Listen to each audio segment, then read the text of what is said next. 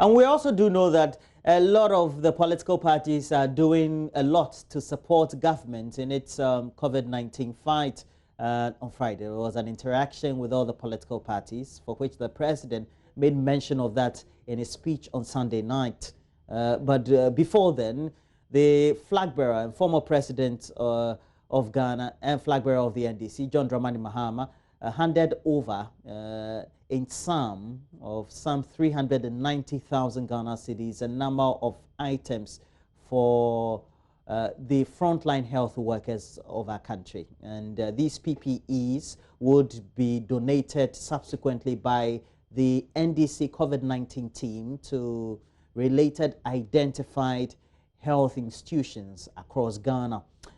After that, Emefa Apau had an interaction with the former president and the flag bearer of the NDC on a number of measures that needed to be undertaken by Ghana in relation to the fight of the coronavirus pandemic.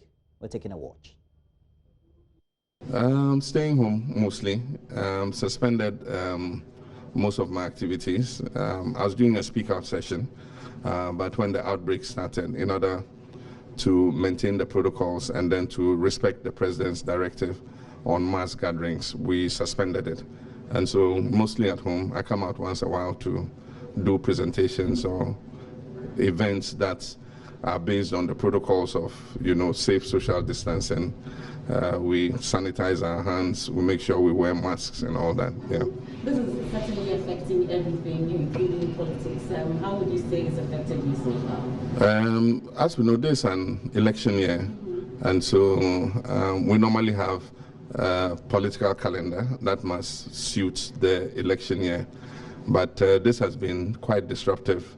By now, we should have been entering certain phases of preparing for the campaign, including training of polling agents and so on and so forth. But we've had to push all that back because of the COVID-19 disease. We're hoping that with the measures being put in place, the authorities should be able to bring it under control as early as possible so that we can resume normal work in preparation for the elections. But if it goes longer than as we don't anticipate, we'll have to put in measures that make us able to do some political work, but in a safe manner that prevents infection from person to person. Yesterday, for instance, there was a meeting with political parties by the president, and you sent a high-powered team, you set up a yes. team, yes. and they were represented yes. in that meeting. Yeah. A number of proposals were made. Were you satisfied with the response that you got from the president or the government, for that matter, to the proposals that you put out so far? I wasn't at the meeting, and I'm yet to get a briefing from our team exactly what the discussion was. Were you supposed to be at that meeting? It was an invitation to the party, asking the party to send the 2016 flag bearer and the chairman and general secretary. Unfortunately, our general secretary was engaged with something, and so he couldn't be there. And so what we did was we selected two members of our COVID-19 technical advisory team. And because they have technical expertise with regards to the disease, we thought that they would be useful to be part of the delegation. So the party did that selection, and the team actually went. And so we'll get a briefing from them and know exactly what was discussed. But they had the opportunity to present, I'm told, our working paper of suggestions to the government. So I hope that they will factor that into whatever the national response is. There's a shortage of the PPEs, and globally, it's not only Ghana. And so as and when they come in, I think that it's the most critical thing at this time that the health workers need, because they also are subject to infection because of especially where they work. And so if you want to give them confidence to be able to go about their work and treat people, then you must give them the special protection so that they don't take the infection into themselves and take it back home to their families. Everybody treasures his life. And so at this time that we don't have enough, philanthropists and as many people as can assist to give them these PPEs so that they can carry on their work while the national response brings in larger quantities. I'm sure that some procurements must be going on currently to bring in more quantities. But in the stopgap period, we cannot afford to have health workers dying, just because we don't give them the necessary protection. If you look at Italy, I was listening to the news today, more than 100 doctors have died in Italy. We don't want to sacrifice our doctors. We don't have as many doctors and health personnel in Ghana as they have in Italy. And so the death of one health professional is a tragedy for our country. And so I'll continue to support. We've been raising funds, we've been acquiring these things, we're distributing. It's not going to be a one-stop gap. We'll continue to do it until the government is able to get enough into the system to be able to distribute to all the health facilities. Small and medium enterprises are suffering, big businesses are suffering because of the current situation, especially in the lockdown areas. If even not in the lockdown areas, global supply chains have been disrupted. And so businesses must be protected so that they can survive this period. All of us anticipate that this should run out in a couple of weeks, if not months.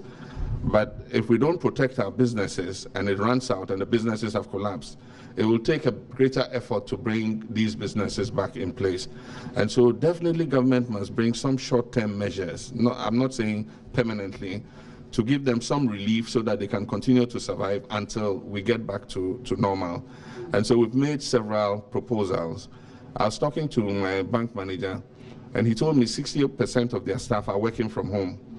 Only 40%, that is the critical staff who dispense cash and do the records and so on and so forth, come to work. So it means that for this 60%, they all are using laptops, FaceTime, all the different social media technology to be able to continue to do their work. And that's why I suggested that if we could abolish the 50% communication service tax, the increase that was done, and then also suspend the CST for maybe the next 2 or 3 months so that this can continue until we see the end of this disease. And then I also suggested that there should be discussions with the telcos. I'm sure that the telcos can make a gesture of coming down with their tariffs, for that period of time so that we can keep, business and work going using all the social and digital platforms. We also talked about, SNET, some tax reliefs, reduction of indirect taxes, VAT, on critical items like sanitizers and so on and so forth. Those are all things that we should consider. We need to have a National Infectious Diseases Center. Some people call it a Center for Disease Control, CDC, like they have in the US and other places. Whatever we call it, CDC or National Infectious Diseases Center. This will be a place that specializes in mapping infectious diseases and what our response to them should be in event that any such thing happens. We've seen the experience of SARS, MERS, and all those diseases. And so I said, it's not a matter of if, it's a matter of when the next pandemic comes. And so it must not catch us flat-footed like it has done now. We must be prepared for it. We must also expand testing. It doesn't speak well when we have only 2 testing centers, Noguchi and KCCR. And so if we have additional testing centers in other parts of the country, then it makes it easier for us to bring samples and test quickly. I hear there's a big backlog in Noguchi for testing.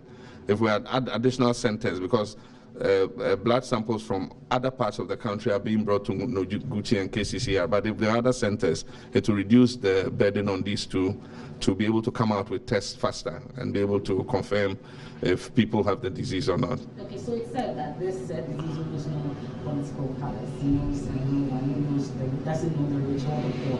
But let's talk about the interventions that have been put in place, how this current situation has been dealt with. Are you satisfied with it? I've been monitoring, and we've been encouraging people to stay at home. I keep giving, encouragement to people to stay at home voluntarily.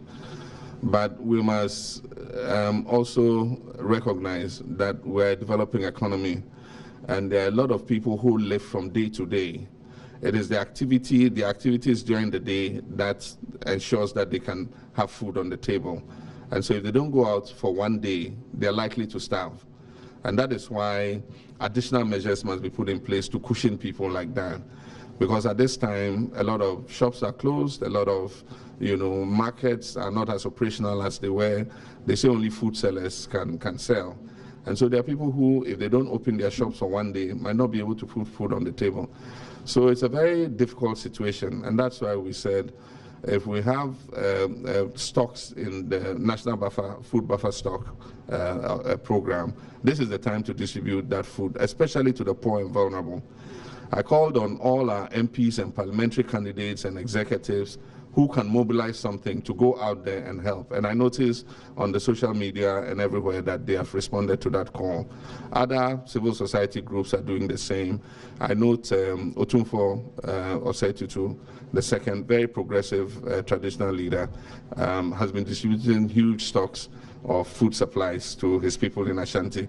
I think the other traditional leaders should also see how they can mobilize and support in these trying times. I know that we are reviewing of the current restrictions that have been imposed. Should there be an extension? We need to make an assessment and see if the curve is flattening. If the curve is flattening, then we probably would have to ease up a bit, but it depends on the technical people, and it depends on the assessment that is made towards the end of the 2 weeks. I'm not a technical person, and so I don't know what considerations will go into it. Yeah, we have a team. Our team is looking at it. Our team believe that the gap that was given before the imposition of the lockdown has kind of defeated the purpose for it, because it gave people time to leave the epicenters of the disease. It was Accra, Kumasi, Accra, Greater Accra metropolitan area, and let me use the word Greater Kumasi metropolitan area has become new usage.